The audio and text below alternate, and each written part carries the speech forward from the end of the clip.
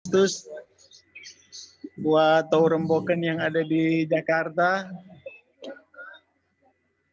dan selamat mendengarkan kebenaran firman Allah. Sekali lagi terima kasih buat kesempatan diberikan pada saya untuk melayani firman Allah lewat acara Baku Dapah Tahu Remboken. Minta maaf karena tadi terlambat gabung karena Remboken masih mati-mati lampu.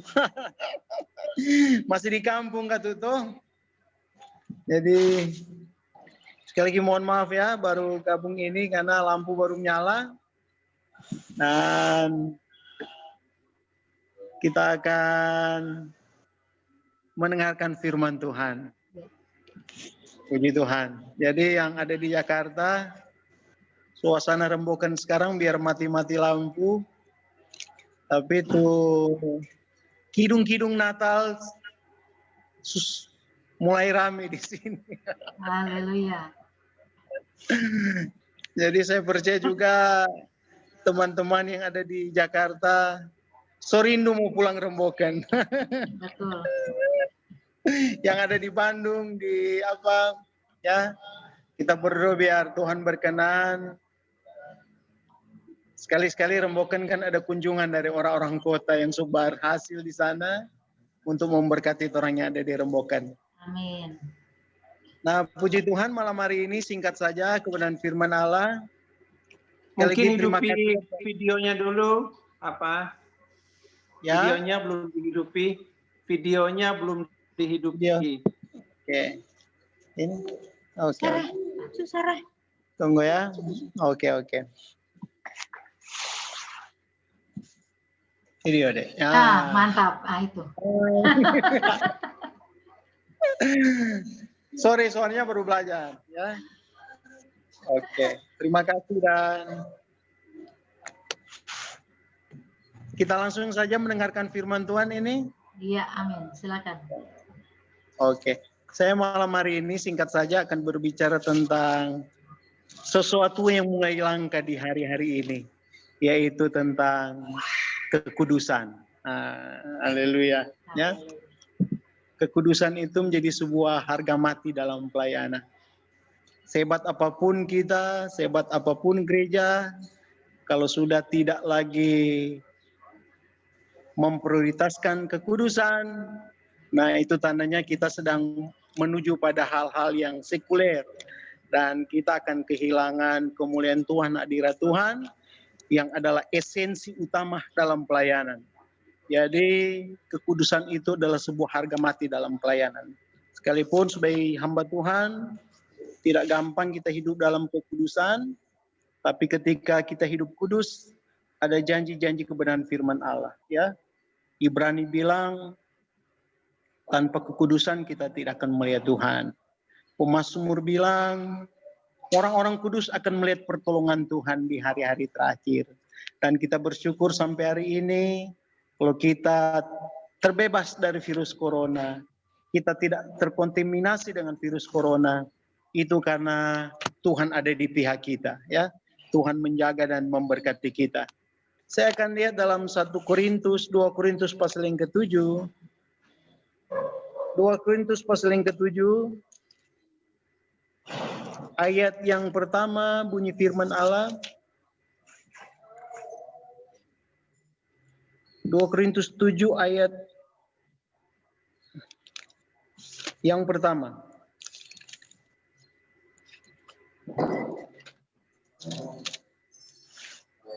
Bunyi firman Allah, saudara-saudaraku yang kekasih, karena kita sekarang memiliki janji-janji itu, marilah kita menyucikan diri kita dari semua pencemaran jasmani dan rohani, dan dengan demikian menyempurnakan kekudusan kita dalam takut akan Allah.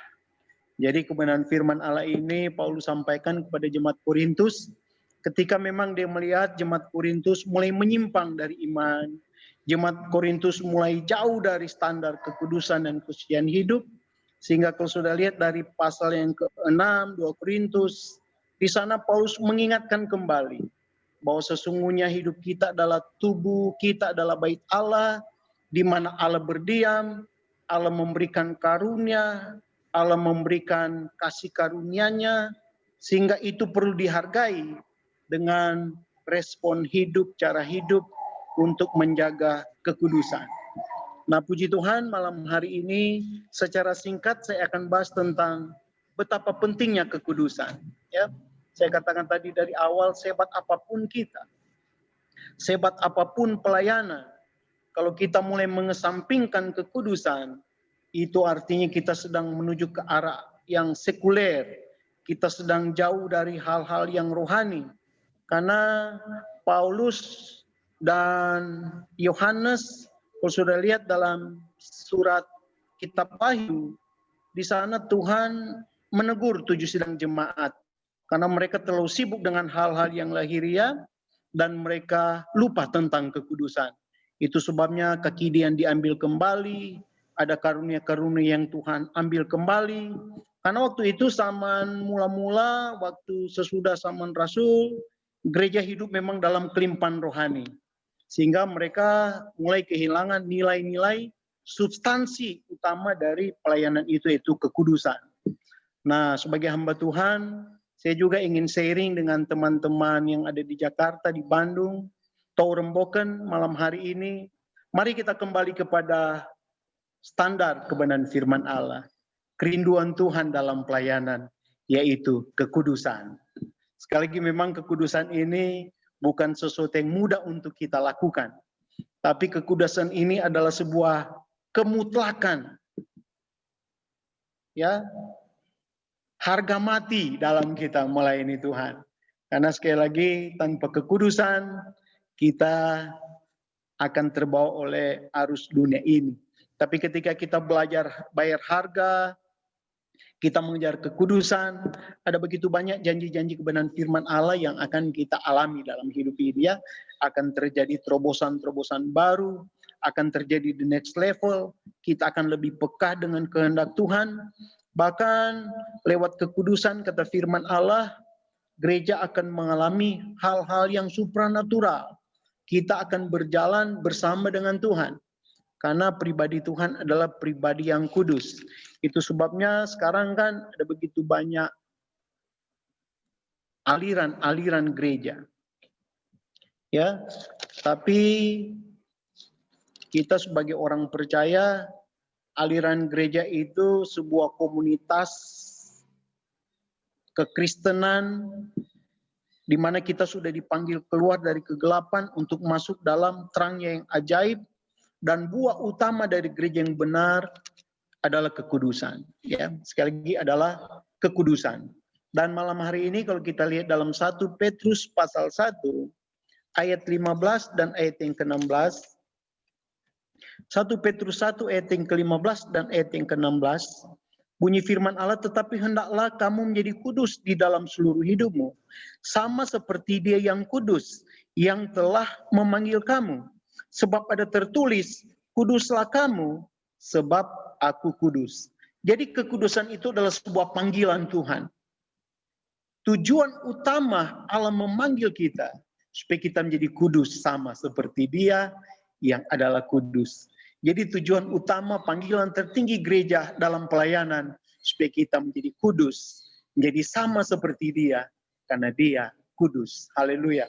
Puji Tuhan ya. Jadi dalam panggilan keutamaan Allah di dalam kita melayani Dia, supaya kita menjadi kudus. Karena kekudusan itu adalah fondasi kita di dalam kita membangun hubungan, di dalam kita melayani, di dalam kita bergerak di dalam seluruh dimensi pelayanan. Itu harus didasari dengan kekudusan. Karena sesibuk apapun kita, sehebat apapun kita, kalau tanpa kekudusan, saya percaya itu hanyalah sebuah sandiwara di hadapan Tuhan ya.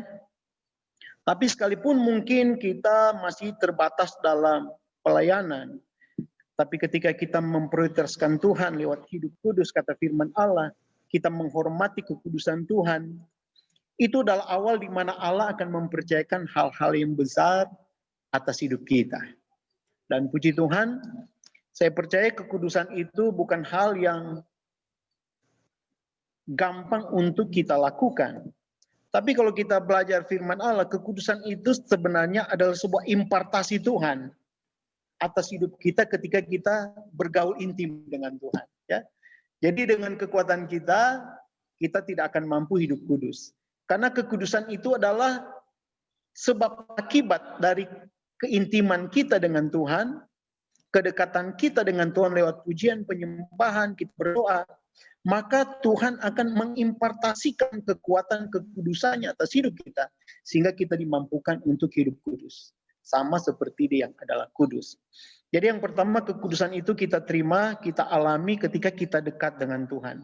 Ketika kita intim dengan Tuhan. Nah, ketika kita intim dengan Tuhan, kita mengalami kekudusan Tuhan, di sana ada berkat-berkat sukacita, damai sejahtera yang dikerjakan oleh Allah Roh Kudus yang melampaui segala akal. Kata firman Allah. Dan di dalam Roma pasal yang ke-6, Roma pasal yang ke-6, kalau kita baca di sana, surat Roma, Paulus kepada jemaat yang ada di Roma, di pasal yang ke-6, ayat yang ke-11 dia bilang begini, saudara. Demikian